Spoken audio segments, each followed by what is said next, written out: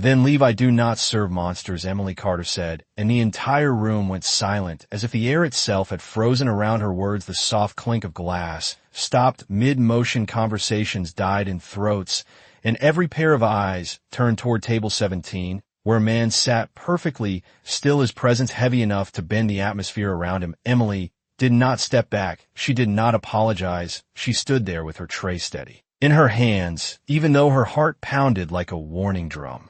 In her chest, the man had not raised his voice, had not threatened her, yet something about him felt older than the building, older than the city itself. His gaze lifted slowly, meeting hers, and for a moment she felt it like cold water sliding down her spine. Not fear, not exactly, something sharp or something that tested her. Without touching her, the manager rushed forward, already pale, already shaking, whispering apologies that tangled over each other. But Emily did not move. She had seen men like this before, rich, powerful, used to being obeyed without question, and she had promised herself, after the last time, after the bruises, after the silence, she would never bow again, not even if it cost her everything. Before continuing, comment where in the world you are watching from, and make sure to subscribe, because tomorrow's story is one you cannot miss. The man leaned back slightly, his fingers resting against the table, as if he owned not just the room, but the ground beneath it. His eyes did not leave her, and the longer he looked, the quieter everything became, until even the hum of the air felt distant, unnatural. A woman at a nearby table whispered something under her breath, her voice trembling, as if she recognized him, as if everyone did except Emily. The manager reached for her arm, trying to pull her back, but stopped when a man lifted one finger, not a command, not even a gesture, yet it froze everyone in place. Emily noticed then the details that did not make sense, the way the candlelight bit around him, the way the shadows seemed to lean closer instead of away, the faint drop in temperature that made her breath feel colder against her lips. He was not just another wealthy customer. He was something else, something that did not belong in her world, and yet he sat there watching her like she was the anomaly, like she was the one who did not belong. His lips curved slowly, not in anger, not into offense, but into something far more unsettling, amusement. Interesting, he said, his voice low, smooth, and impossible to place, not quite American, not quite anything human, and the words seemed to settle into the bones of the room. Stay, he added, and this time it was not a request. The manager inhaled sharply. Someone dropped the glass in the distance, and still Emily did not move, because something deep inside her refused to bend, not to him, not to anyone. And for the first time in a very long time, the man at table 17 looked at a human girl and did not see weakness. He saw resistance, and it fascinated him. The silence did not break. When he spoke, it deepened, as if the room itself accepted his command as law. Emily felt it, then not in her mind, but in her bones.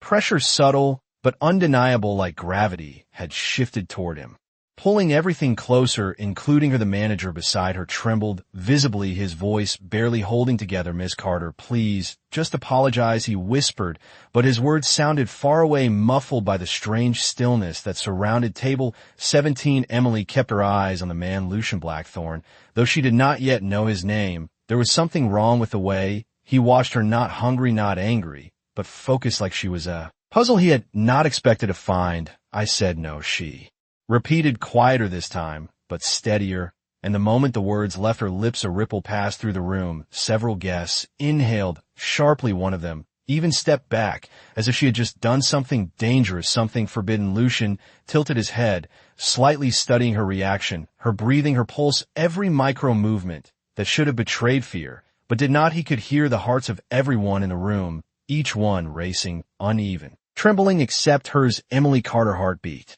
fast, but not in terror. It held something else, resolve, defiance, something he had not sensed in a human in centuries. Interesting, he said again, softer now, as if the word belonged only to them. The manager dropped his gaze, unable to look at him directly. The other staff had completely stopped moving, frozen between duty and survival, and still no one intervened, because no one dared. Emily became aware of the cold creeping further into the room. The candles flickered lower, their flames bending inward toward him as though drawn by an invisible current, and for a brief second she wondered if she was imagining it, if exhaustion had finally caught up with her. But then she saw the glass of water on the table beside him, its surface trembling, without being touched. This was not normal. This was not something money or power could explain. Who are you? She asked before she could stop herself. Another collective reaction moved through the room, sharper this time, almost like fear.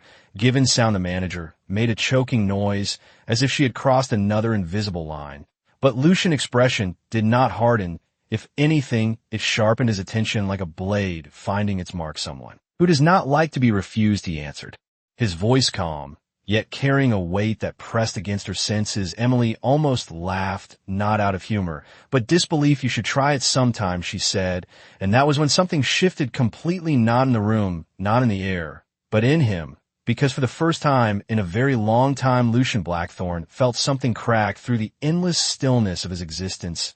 Not anger, not irritation, but a flicker of something dangerously close to curiosity around them. The other vampires felt it too, though they did not understand it. Their instincts screamed that something was wrong, that a human should not stand like this, speak like this, remain untouched by the silent command that radiated from their king. One of them stepped forward at last, a tall man with silver eyes and a controlled fury. My lord, allow me, he began, but Lucian raised his hand again, and the man stopped instantly, his body locking in place, as if held by invisible chains. Leave us, Lucian said, and this time it was unmistakable, a command that carried through every shadow in the room. The guests obeyed. Without question, chairs scraped softly against the floor. Footsteps retreated quickly, quietly. Within seconds, the once crowded dining hall emptied, leaving only a few trembling staff members near the edges, unsure whether they were allowed to breathe. Emily watched all of it, her confusion growing into something heavier, something that made her chest tighten. Not fear, not yet, but awareness that she had stepped into something far beyond her understanding. When the last guest disappeared, the doors closed with a soft final sound, and the silence returned thicker than before. Lucian stood slowly, the movement effortless, fluid, crossing the distance between them in less time than it should have taken, until he was close enough that she could see the faint, unnatural glow hidden deep within his eyes. Tell me, he said, his voice lower now, almost intimate, why does a human girl look at a king and refuse to bow? Emily swallowed, not stepping back, even as every instinct told her she should, because something inside her refused to break. Not again, not for anyone. I am not afraid of men who think they own everything, she said, and for the first time the air between them seemed to pulse, as if her words had struck something ancient, something buried. Lucian gaze darkened, not with anger, but with recognition, and when he spoke again, it was almost a whisper.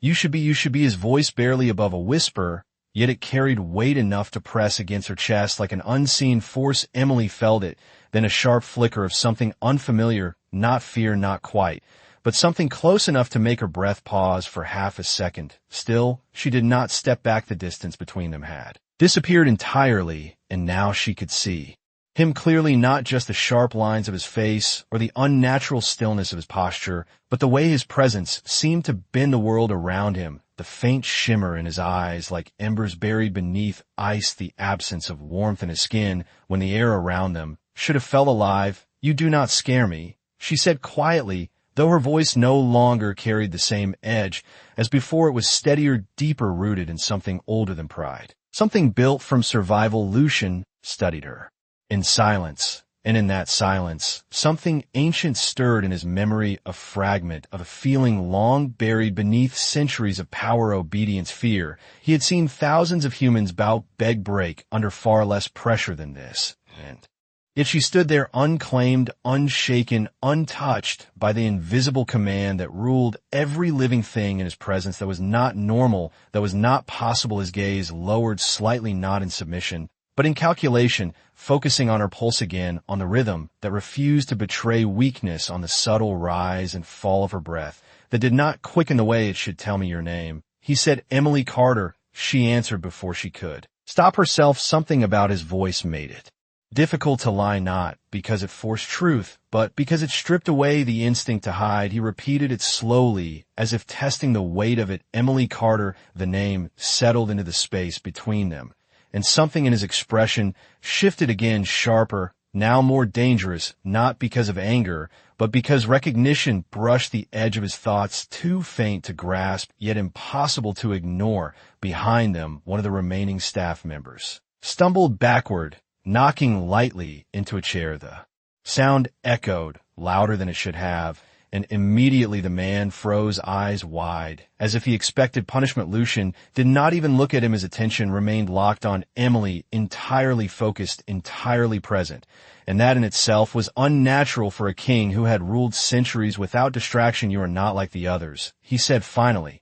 And this time, there was no amusement in his tone, only quiet certainty. Emily frowned slightly. "What does that mean?" "It means," Lucian took a single step closer, closing the last inch of space between them, "that you should have lowered your eyes the moment I spoke. You should have apologized before your mind even formed the thought to refuse, and yet you did not." His hand lifted slowly, and for a brief moment, every instinct in her body screamed at her to move, to pull away, to break the contact before it happened. But she stayed, her feet rooted not by fear, but by something else, something that refused to retreat. His fingers brushed against her wrist, light, barely there, and the world shifted the moment skin met skin. Lucian stilled completely, not by choice, but by shock. A pulse of warmth surged through the contact, sharp and immediate, not painful, not violent, but alive in a way he had not felt in centuries. His eyes darkened, the ember glow flaring brighter, as something ancient inside him reacted violently to the sensation. Emily gasped softly, feeling it too, not the same way, not with the same depth,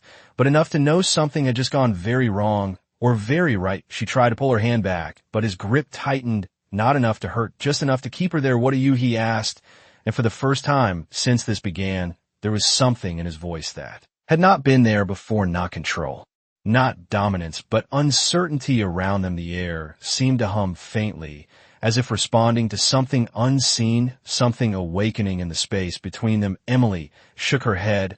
"I am nobody, just a waitress." But even as she said it, the words fell false, too small for the moment. Unfolding, Lucian gaze searched her face, as if looking for something hidden beneath the surface, something that explained the impossible reaction he had just experienced, something that explained why his control had slipped even. "For a second, that cannot be true," he said quietly, "because when I touch you, the world answers, and it has not done that in a very long time." The world answers. His words did not echo in the room, but they echoed inside her. Emily felt it like a vibration beneath her skin, subtle at first, then sharper, as if something deep within her had been touched. Without her permission, she pulled her hand back, this time with more force, and Lucian let her go, not because he wanted to, but because something in that contact had unsettled even him. The space between them seemed to stretch again, yet the tension did not break. It thickened. The remaining staff stood frozen near the edges of the room, their faces pale, their eyes darting between Emily and the man they clearly feared but did not dare name. The manager swallowed hard, his voice trembling. "Sir, if there has been a misunderstanding, I will handle it immediately. She will apologize and leave this area." Lucian did not look at him, not even a glance. His attention remained entirely on Emily, as if the rest of the world had ceased to exist. "There is no misunderstanding," he said calmly, and that calm carried more weight than any raised voice. The manager faltered, stepping back instinctively, as if he had been pushed without being touched. Emily crossed her arms, unconsciously grounding herself against the strange pull still lingering in the air. "I am not staying," she said firmly. "I have a shift to finish, and I am not interested in whatever this is." Her words should have sounded normal, simple even, but in the silence of that room, they felt like a challenge thrown directly at something ancient, something that did not accept refusal. Lucian's eyes darkened slightly, not with anger, but with focus, the kind that narrowed the world down to a single point. "You misunderstand again," he said. "I did not ask you to stay. I decided it." Emily let out a short breath, almost a laugh, but without humor. "You do not get to decide things for me. Not anymore." The words slipped out before she could stop them, and for a brief second something flickered across Lucian's expression, something sharp, something dangerous, not directed at her, but at the meaning behind what she had said. "Not anymore," he repeated quietly, as if tasting the phrase, as if searching for the history hidden inside it. "Tell me who decided for you." Before Emily's jaw tightened, her gaze dropping for just a moment before she forced it back up. "That is none of your business." The answer came quickly, too quickly, and Lucian noticed the way her pulse shifted, not into fear, but into something heavier, something tied to memory. Pain, control broken, and survived. The room seemed to react to it subtly. The shadows Along the walls, deep in the air, grew colder again.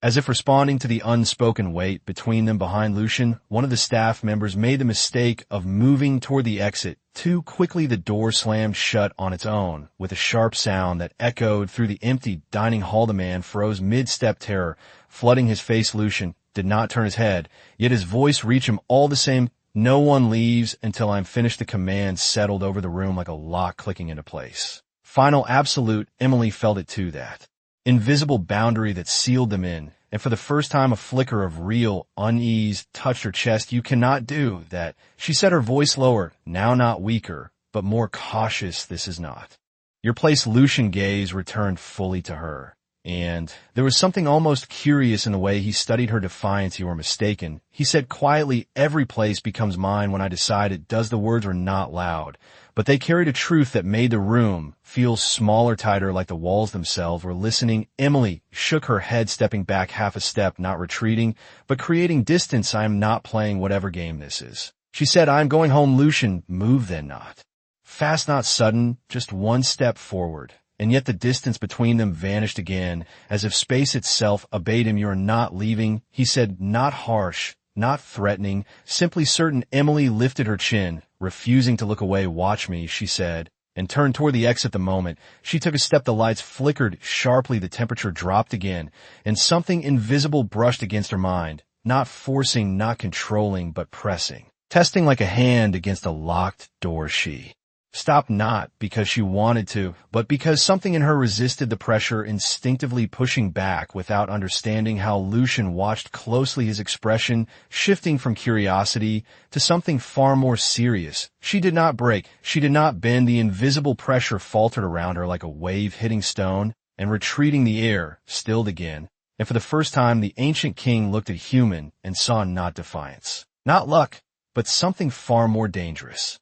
Something that could not be controlled. "You see now," he said softly, almost to himself, "this is why you stay. This is why you stay." The words lingered in the air long after he spoke them, as if the room itself refused to let them fade. Emily felt it again, that pressure, not against her body, but against something deeper, something she could not name. Yet she pushed it away the same way she had pushed everything else in her life that tried to control her. "I am not staying," she said again, more firmly this time, her voice steady, even as the lights above flickered faintly like they were reacting to something unseen. Lucian did not move, his gaze remained fixed on her, not demanding, not forcing, but watching, as if every second revealed something new, something he had been searching for without knowing it. The staff near the walls exchanged uneasy glances. One of them whispered under his breath, "Sir, this is not safe."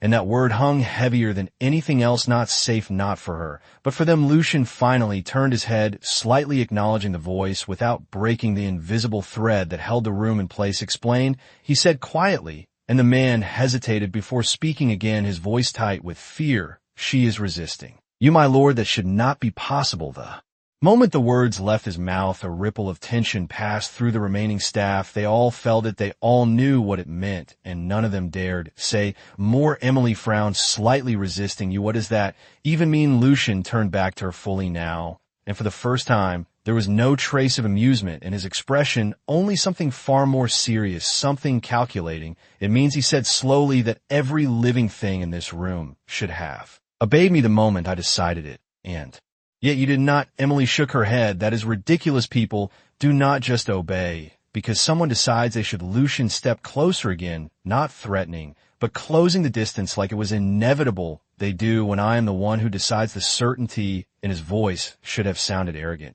but it did not. It sounded like fact, like gravity, like something that did not need to prove itself. Emily crossed her arms again, grounding herself. "I am not one of your people. I do not care who you think you are or what you think you can do. I am leaving." Lucian watched her carefully, and then something changed again, subtle but undeniable. The air shifted, the pressure returned stronger this time, not sharp, not violent, but steady like a tide rising against a shore. Emily felt it brush against her thoughts like a question being asked without words, a pull that tried to guide her, to comply, to soften, to yield. Her breath caught for a fraction of a second, and then instinct took over something inside her, pushed back, not consciously, not deliberately, but naturally, like breathing, like survival. The pressure faltered again, breaking around her like water against stone. The lights steadied, the air warmed slightly, and a silence deeper than before settled.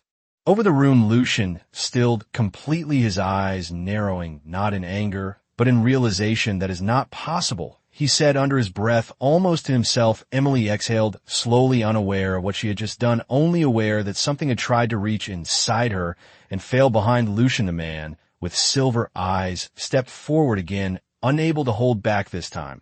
"My lord, this is dangerous. If word spreads, if the council learns there." Was a brief pause before he continued, "Carefully she could be a threat." The word threat hung in the air like a spark waiting to ignite. Emily turned toward him sharply. "I am not a threat. I am just trying to do my job and go home." Lucian raised his hand again, and the man fell silent instantly. But this time the king did not dismiss the concern. He considered it, his gaze returning to Emily with a new intensity, not just curiosity now, but something heavier, something that carried consequence. "If you were a threat," he said quietly, "you would already be gone." The calm certainty in his tone made the statement far more unsettling than any threat. Emily swallowed, but refused to look away. "Then let me go," she said simply. Lucian studied her for a long moment, the silence stretching until it felt like something would break, and then slowly he stepped back, creating space for the first time. Since this began, the pressure in the room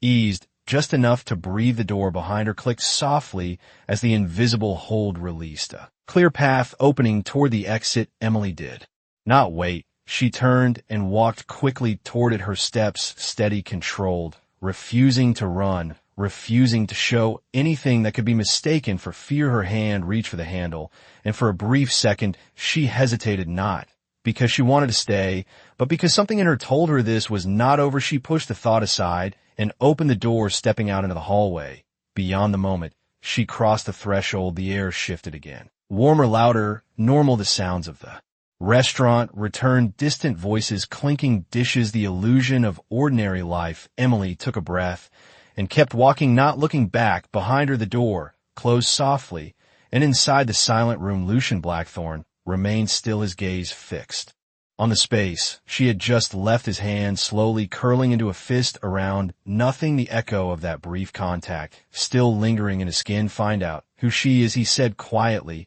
and this time there was no curiosity left in his voice, only intent, because something had awakened tonight, and he needed to understand it before the rest of his world did. The hallway felt too bright. After what had just happened, Emily walked faster than she needed to, her steps echoing softly against the polished floor, her hand still trembling slightly, even though she told herself she was fine, that nothing had happened, that it had just been another strange customer, another night. She had survived, but the feeling did not leave her. It stayed under her skin like a memory, her wrist still warm. Where he had touched her, she rubbed it absently as she turned the corner toward the staff area. The noise of the kitchen hit her all at once, the clang of metal, the hiss of steam, voices overlapping in familiar chaos, and for a moment she let herself sink into it, into something normal, something human. "You okay?" one of the cooks asked, glancing at her briefly as he passed by with a tray of plates.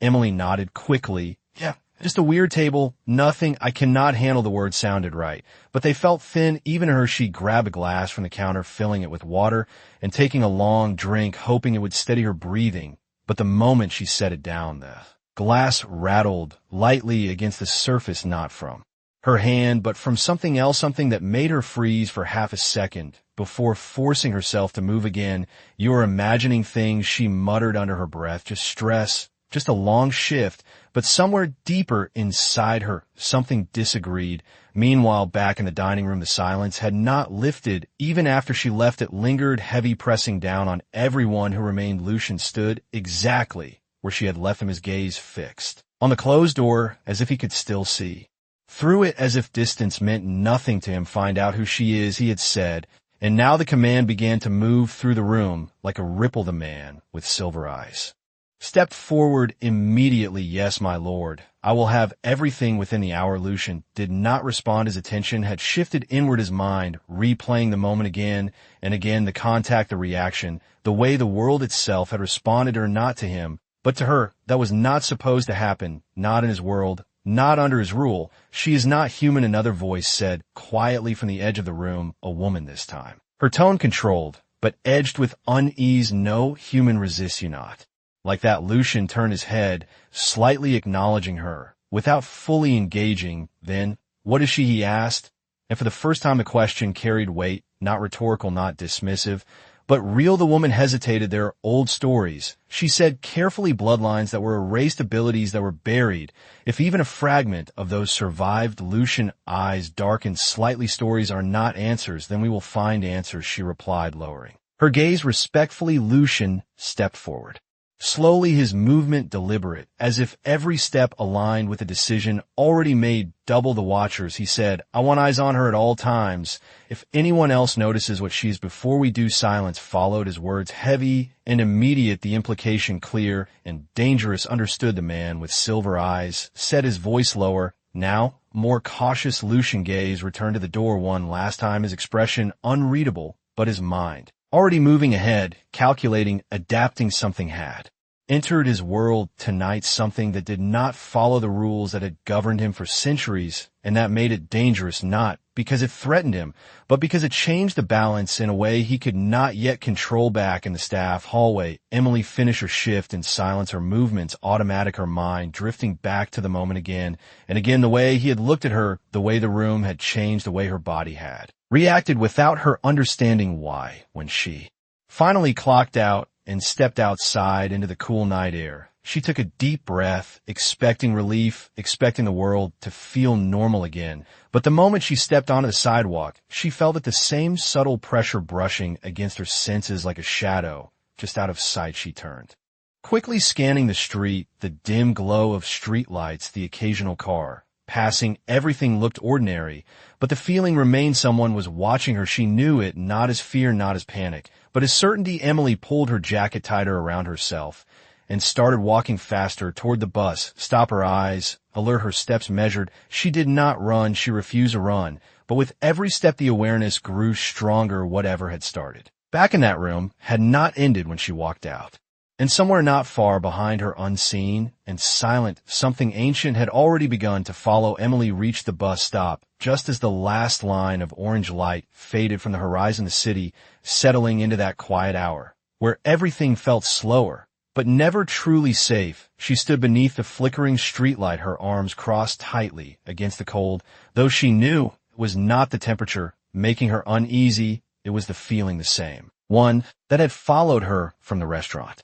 That something unseen had marked her presence and refused to let go. She glanced down the empty street, the sound of distant traffic humming low, like a heartbeat too far away to comfort her. A car passed, its headlights sweeping across the sidewalk, and for a brief moment she caught at a shadow that did not move with the light, standing just beyond the reach of it, watching her. When the car disappeared, the shadow was gone. Emily stiffened, her pulse quickening now, not from fear, but from recognition. This was not her imagination. She turned slowly, scanning the area more carefully. The alley beside the bus stop, the dark windows of closed shops, the narrow space between two buildings. Everything looked normal, but the feeling did not leave it, pressed against her senses like a question waiting to be answered. "You can come out," she said, suddenly, her voice calm but firm, cutting through the silence. "I know I am not alone." For a moment, nothing happened. The city held its breath, and then from the far end of the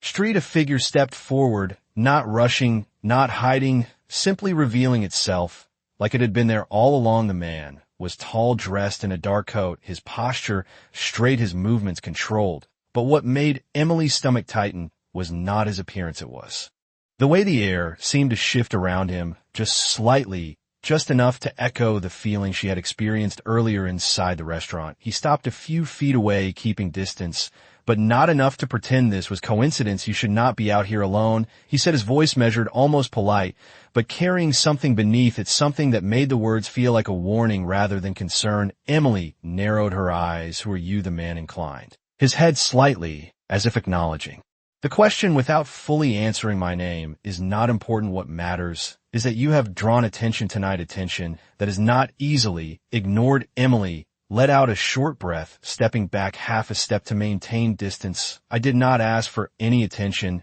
I was just doing my job." The man studied her carefully, and for a brief moment something like confusion crossed his expression, as if her answer did not align with what he expected. That may be true, he said, but it does not change what happened. You resisted him. The words landed heavier than they should have. Resisted who? Emily asked, though she already knew the answer. The man, gaze sharpened slightly. Do not pretend you do not understand. You stood in front of the king and told him no. Emily shook her head, frustration rising. I told a customer no. That is all. The man was silent for a moment, and then something shifted in his posture, not aggressive, not threatening, but more serious, as if whatever mask of politeness he wore had thinned. He is not a customer, he said quietly, and you are no longer just a waitress. The air between them tightened again, not with pressure this time, but with meaning. Emily felt it, the same sense of something larger unfolding around her, something she did not have control over and did not want. Then what am I? She asked before she could stop herself. The man hesitated,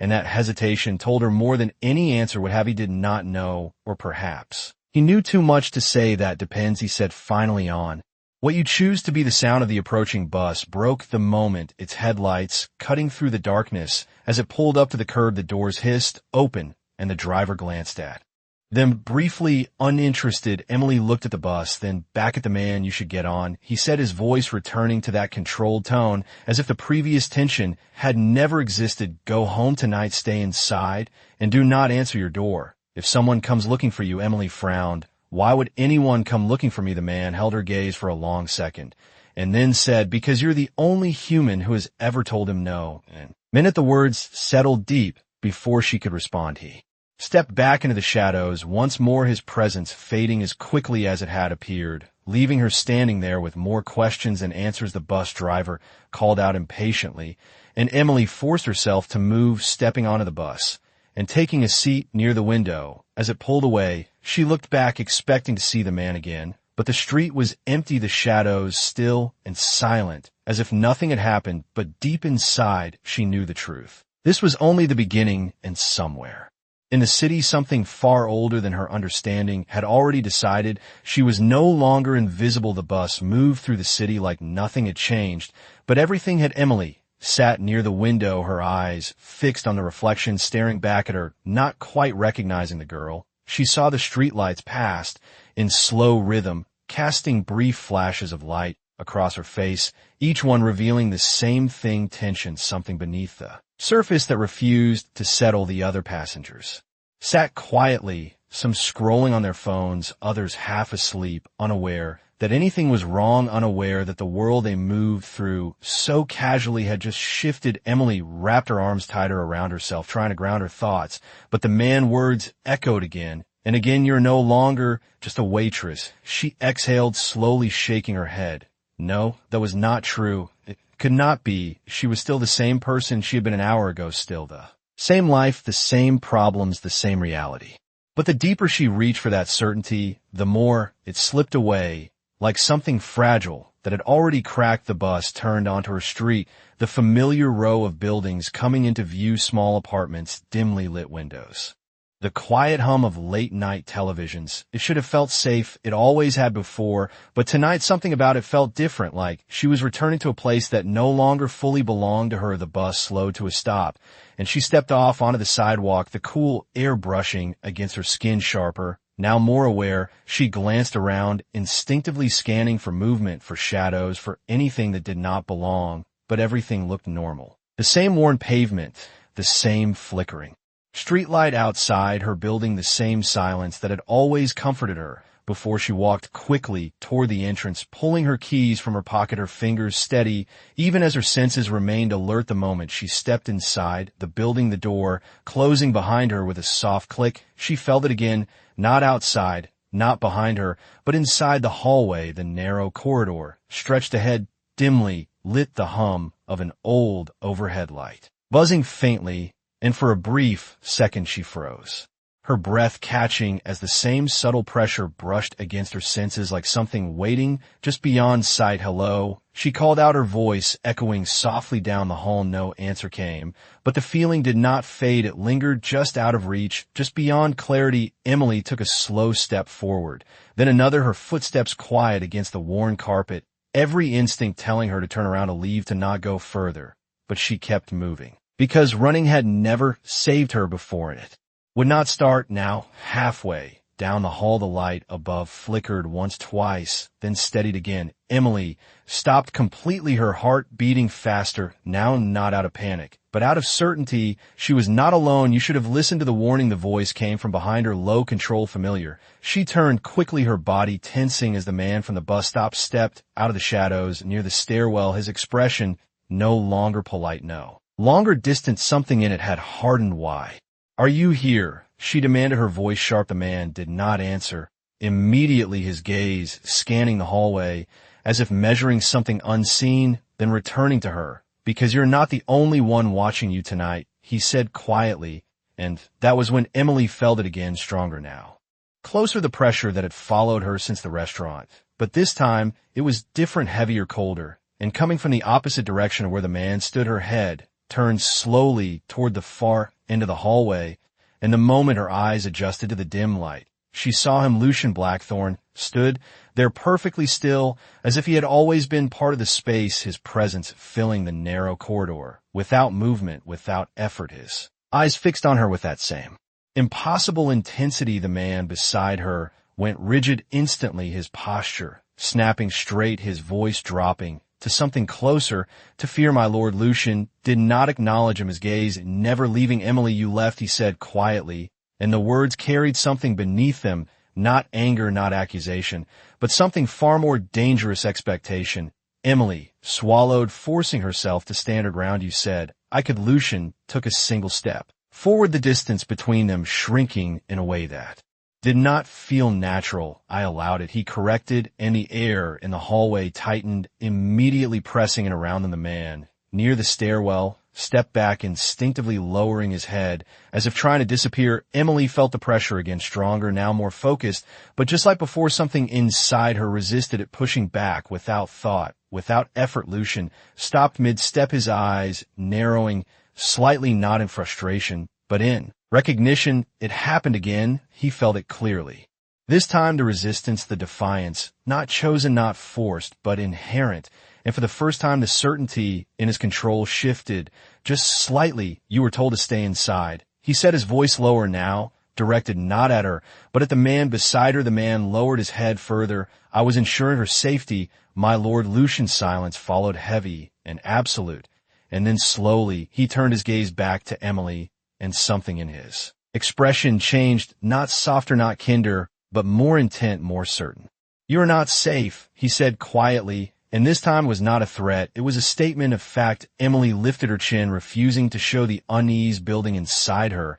I was fine until all of this started. Lucian watched her for a long moment, and then spoke again, his voice calm, but final. It has already started, whether you accept it or not. And now you come with me. Now you come with me. The words landed with quiet authority, but Emily did not move, not an inch, not even a shift of her weight. Her eyes locked onto his with the same stubborn resistance that had started all of this. No, she said simply, and the refusal echoed in the narrow hallway. Sharper this time, more deliberate. The man near the stairwell inhaled sharply, his head lowering even further, as if bracing for something inevitable. The lights above flickered once, the air tightening instantly, but Emily remained exactly where she stood, her pulse steady, her breathing controlled. She had made that choice long before tonight, long before him. She did not go anywhere, she was told, anymore. Lucian stopped completely, the space between them holding a tension that felt almost physical. His gaze sharpened, not with anger, but with something deeper, something that studied her resistance, not as defiance, but as a pattern, something consistent. Something real. You misunderstand, he said quietly. I am not asking. Emily took a small step forward, now closing a fraction of the distance between them, her chin lifted slightly. Then you misunderstand, she replied. I do not care. The words hung in the air, heavy, final, and for a brief second the world seemed to pause, not just the hallway, not just the building, but something larger, something unseen that reacted to the exchange behind Lucian. The man finally spoke again, his voice tight with urgency. My lord, we do not have time for this. If they're already watching, we need to move now. The word, they lingered like a shadow passing over the moment. Lucian did not look away from Emily. Who is watching me? She asked quickly, her tone sharper now, the question breaking through the tension. Lucian answered without hesitation, everyone who fears what they cannot control. Emily let out a quiet breath that did not sound like relief. That sounds like your problem, not mine. Lucian's eyes darkened slightly, and this time there was a hint of something colder, not directed at her, but at the situation itself. It became, "Yours the moment you stood in front of me and refused." Emily shook her head, stepping back. "Once more, I did not ask for any of this. I did not ask to be part of whatever world you think you run. I just want to go inside my apartment, lock the door, and forget tonight ever happened." Lucian watched her for a long moment, and then something shifted in his expression, not soft or not yielding, but more certain, as if a decision had been reached that no longer required her agreement, that is no longer an option. He said quietly, and before she could respond, the air changed again, sharper this time, more violent. The overhead light burst with a loud cracked glass, scattering across the hallway. The temperature dropped instantly, and from the far end of the corridor, something moved, not stepping, not walking, but appearing, a second figure cloaked in shadow, its presence wrong in a way that made even the walls seem to recoil. The man near the stairwell reacted, immediately stepping in front of Emily. Without thinking, his posture defensive, his voice low. "Stay behind me." Emily's heart kicked once harder, chest not from fear, but from the sudden shift, the undeniable danger now standing in front of her. "What is that?" she asked, her voice quieter, now more focused. Lucian did not answer. Right away, his attention fixed on the figure at the end of the hall, his entire presence changing in an instant, the calm replaced by something far more dangerous, something ancient and controlled. "That is why you are not safe," he said finally, and the words carried a weight that made everything else fall away. The shadow moved closer, its form sharpening just enough to reveal glowing eyes, unnatural, empty, fixed directly on Emily, as if she was the only thing it could see. The man in front of her cursed under his breath, "They found her already. That is not possible." Lucian stepped forward, now placing himself between Emily and the approaching figure, his movement fluid, precise, his voice dropping into something that no longer sounded human. "Leave," he said, and the command struck the air like a force, but the shadow did not stop it. Paused for a fraction of a second, and then continued forward, unaffected. Emily felt it again, that pressure, but this time it was not from Lucian.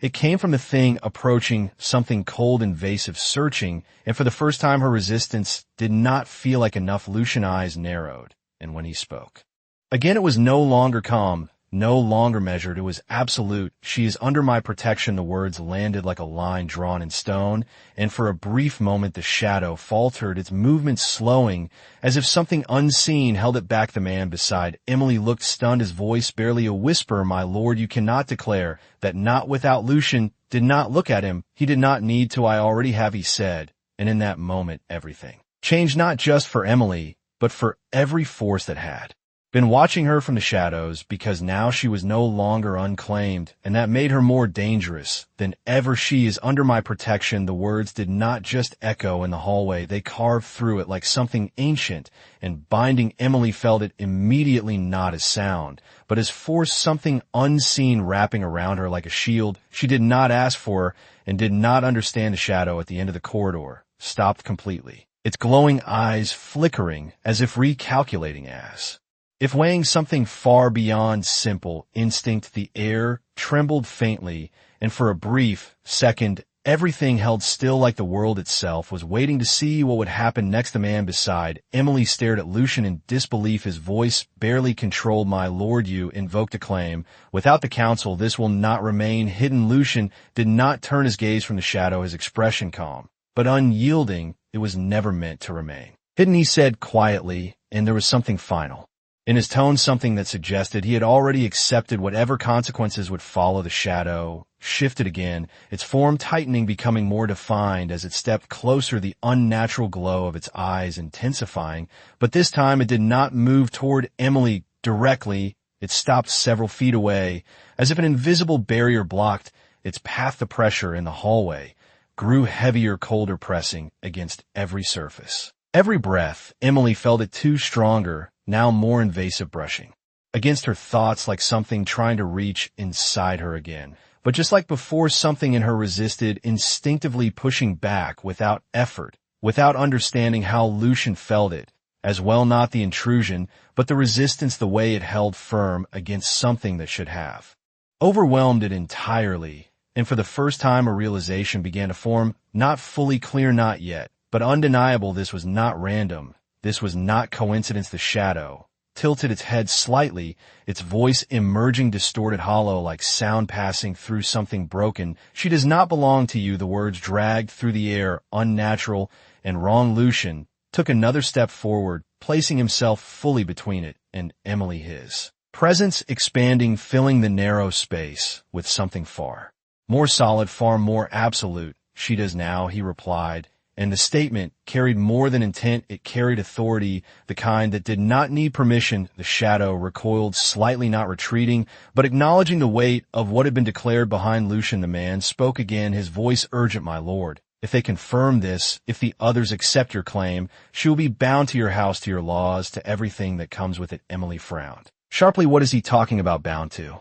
What? Lucian did not answer her. Immediately his attention still locked on the shadow, but his voice shifted slightly when he spoke again, directed toward her now, quieter but no less firm. It means no one touches you without answering to me. Emily shook her head, frustration cutting through the tension. I did not agree to that. Lucian finally turned toward her, his eyes steady, unwavering. You do not have to agree. The moment stretched heavy between them, the meaning settling in whether she wanted it or not. The shadow moved again, testing the invisible boundary, its form pressing against it slightly before pulling back, its glowing eyes fixed on Emily with something that felt almost like hunger, almost like recognition. You cannot hide her forever, it said, its voice cracking through the space like something ancient breaking. Lucian expression did not change. I do not need forever, he replied.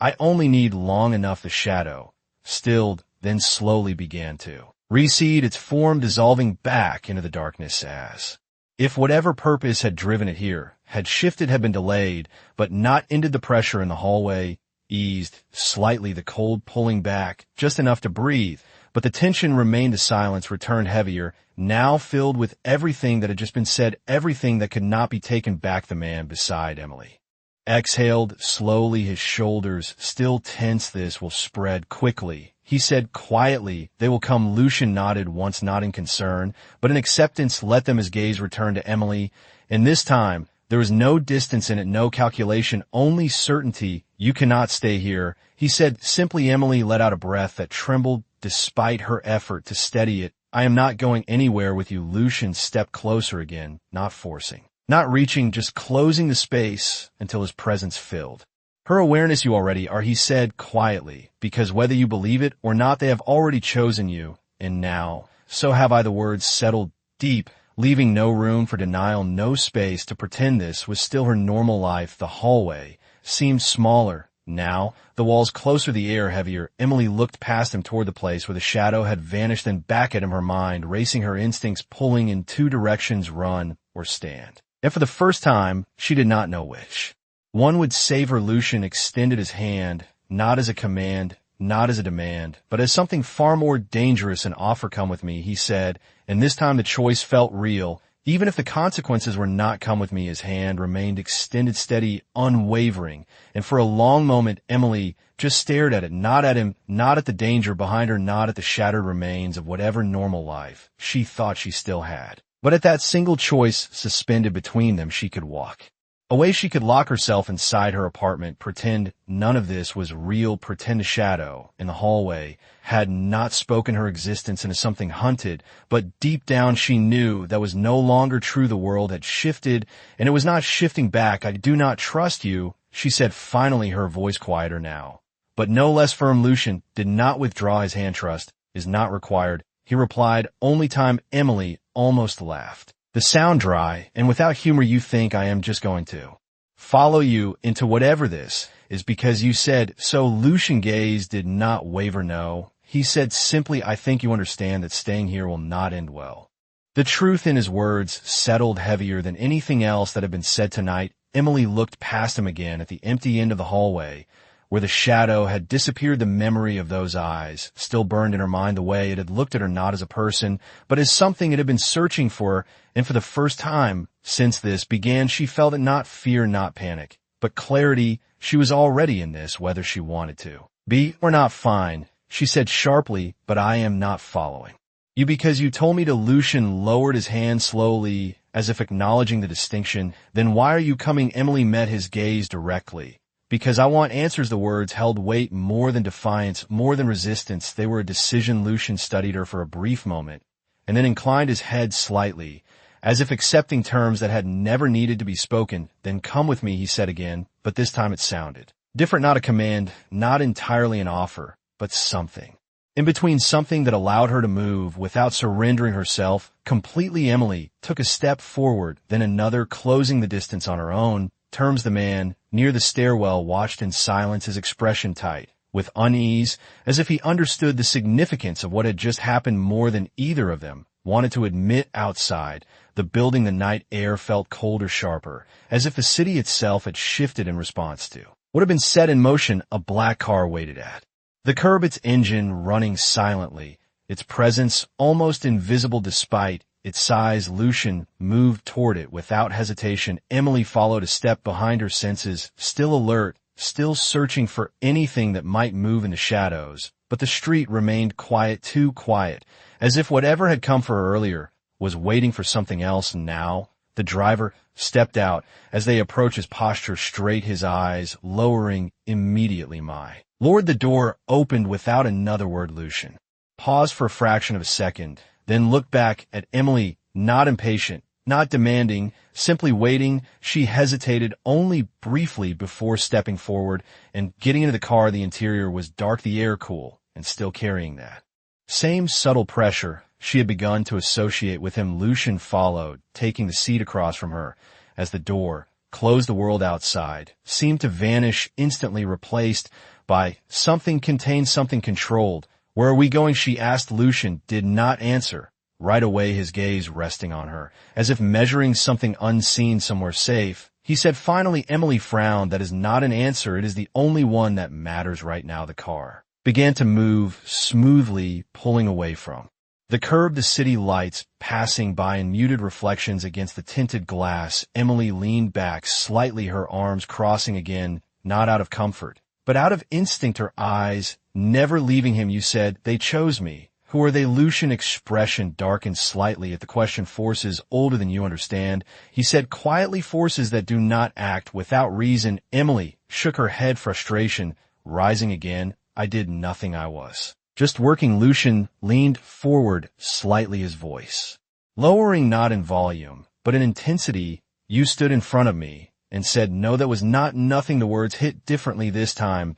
not as confrontation, but as truth, something that could not be undone. Emily looked away for a moment, the memory of that moment flashing through her mind. The silence, the weight, the choice she had made without knowing what it would cost. When she looked back at him, his gaze had not shifted, not softened, not hardened. Simply their constant, unwavering. Then explain something to me, she said, her voice quieter, now more focused. Why me? Lucian did not answer immediately, and for the first time since she had met him, there was a pause that felt real, not calculated, not controlled, but uncertain. His eyes narrowed slightly, as if searching for something just beyond reach.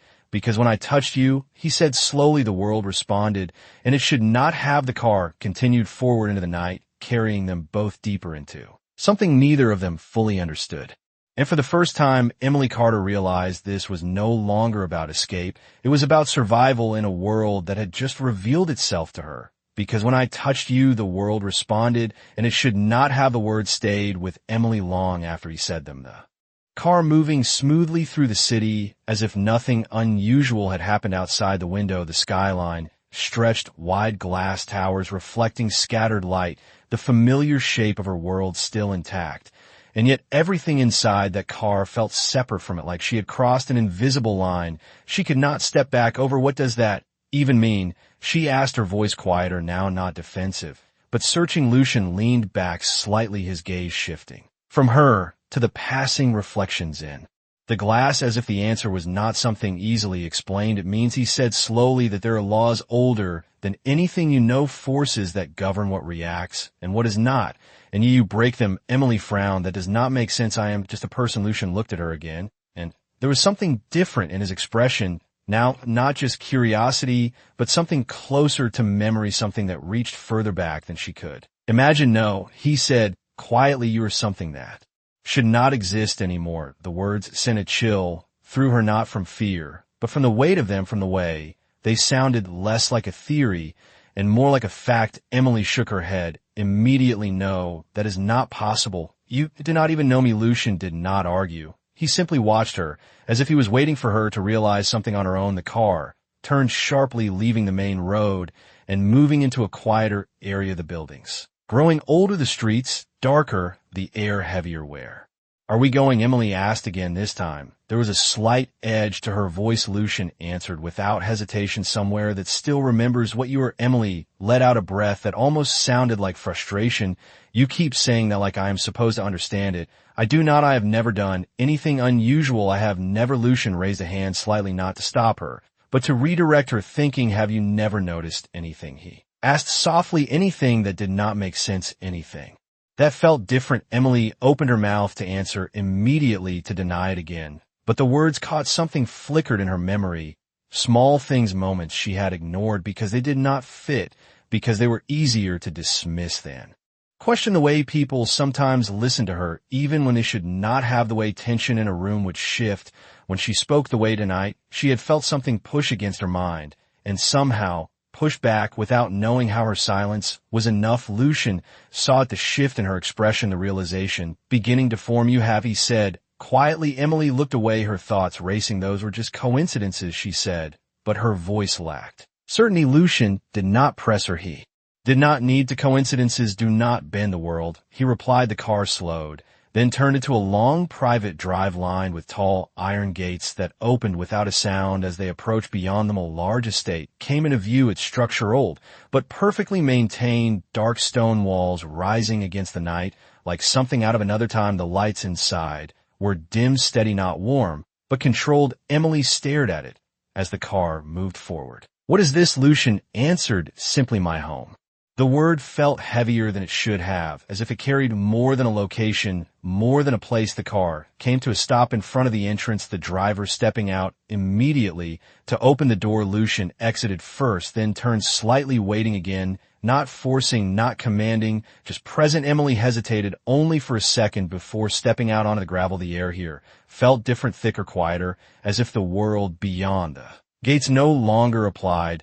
The large doors of the estate opened before they even reached them, revealing a dimly lit interior with long hallways and high ceiling shadows stretching along the walls like they belonged there. Emily stepped inside. Slowly, her senses allure her gaze, moving across everything, trying to understand where she had been brought. What happens now? She asked. Lucian walked ahead a few steps, then stopped, turning back to face her, his expression calm but unreadable. Now, you learn, he said, and there was something in his tone that made the words feel like a promise and a warning at the same time. Emily took another step inside, the doors closing softly behind her, sealing her in, and as the sound echoed through the empty hall, she realized something else, something she had not allowed herself to fully accept until this moment. She had not just entered his world, she had been pulled into it, and whatever answers waited here, they were going to change everything she thought she knew about herself. Now, you learn, his words lingered in the vast hallway long after he turned and began to walk deeper into the estate. Emily followed, not because she trusted him, but because every instinct told her turning back was no longer an option. The doors behind her had closed, not just physically, but in a way she could feel something final, something irreversible. The air inside the estate was still heavy with quiet power. Every step she took echoed softly against polished stone floors, walls lined with old portraits, figures frozen in time, their eyes seeming to follow her as she passed. None of them looked welcoming, none of them looked human. Lucian stopped at the end of the hall and pushed open a set of tall doors, revealing a room unlike anything she had ever seen. It was vast, circular, lined with shelves filled with ancient books. Objects she could not name, symbols carved into the floor, glowing faintly like they had a life of their own. Emily stepped inside, slowly, her gaze drawn to the center, where a low stone platform stood, illuminated by soft light. What is this? She asked, her voice quieter, now almost cautious. Lucian entered behind her, the doors closing again, sealing the room in silence. This is where truth cannot be hidden, he said simply. Emily turned toward him, her frustration rising again. I am tired of answers like that. I want to know what I am. Lucian studied her for a moment, And then, for the first time since they met, he seemed to hesitate, not out of doubt, but out of recognition of what the truth would mean for her. You were something that was erased. He said quietly, something the world decided it should not exist anymore. Emily shook her head immediately. That is not possible. People do not just erase entire kinds of people. Lucian stepped closer, his gaze steady, because they were not people. The words landed hard. The room seemed to tighten around them. Emily felt her breath catch as something deep inside her stirred again, that same strange pull she had felt before, but stronger now, responding to the space, to the symbols, to him. What do you mean? She asked, her voice barely above a whisper. Lucian gestured toward the platform. Step onto it. Emily hesitated. Every instinct telling her this was a line she could not cross without consequences, but she had already crossed too many to turn back. Now she moved forward slowly, stepping onto the stone. The moment her foot made contact, the symbols around the room ignited brighter.